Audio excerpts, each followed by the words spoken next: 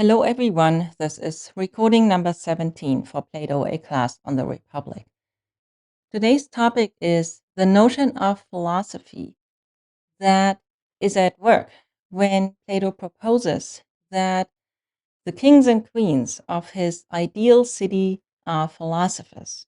Now, literally, the word philosophy means love of wisdom, from philia, friendship, love, and sophia, wisdom.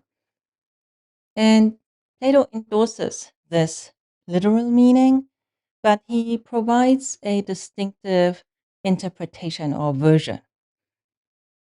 Namely, and this is developed in Book 5 of the Republic, the idea is that for someone to love wisdom, they need to love all of it. And that means they must love not only this or that line of inquiry or study, they must love all learning, all disciplines, in Greek, mathemata. So my topic today is really to explore this and to ask what it amounts to. And here's a bit of background.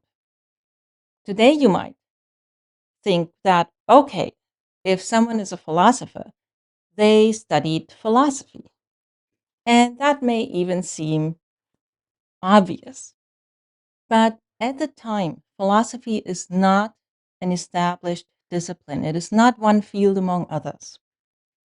So one wouldn't be able to say, I'm going to study philosophy. What there is a wisdom tradition. In the era that, from the point of view of Plato, is the past, there were the so-called seven sages, including Solon and Thales and others, and they are famous for accomplishments in a wide range of domains, as lawgivers, as priests, as astronomers, as military strategists, and more. So they are called sophoi, wise men. They are not called philosophers. And there even is a scholarly hypothesis developed by Christopher Moore that to call someone a philosopher was a kind of name calling, a dismissive thing, as if you were to say to someone, you pretend to be one of these sages, of these wise men, but you're not. That was the glorious past. It's just ridiculous to pretend to be one of them. So we don't just, not have a field that is called philosophy.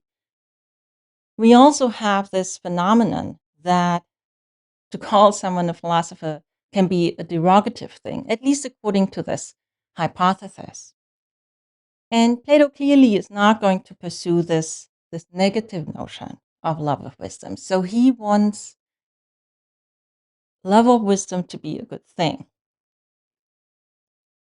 But nevertheless, he needs to develop his proposal against this backdrop of there not being a field that is called philosophy. So what could you possibly study to become a philosopher? Or what would you love when you love wisdom? There seem to be two options. One is that you love inquiry and study and research in one of the disciplines.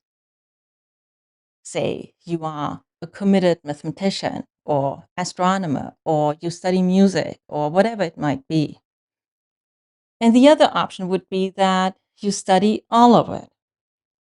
And you could sort of see that the first option is not necessarily a non-starter. Someone could have deep insights about the universe, for example, by studying just one of these fields. And that could somehow count as love of wisdom. But Socrates' argument in Book 5 of the Republic is that that is somehow not what love of wisdom genuinely is. You would be an excellent, let's say, astronomer, but you would not really be someone who loves wisdom. So the only other option then is that love of wisdom involves love of all of the disciplines. So our philosophers, who are supposed to be then our kings and queens, they love learning in all fields.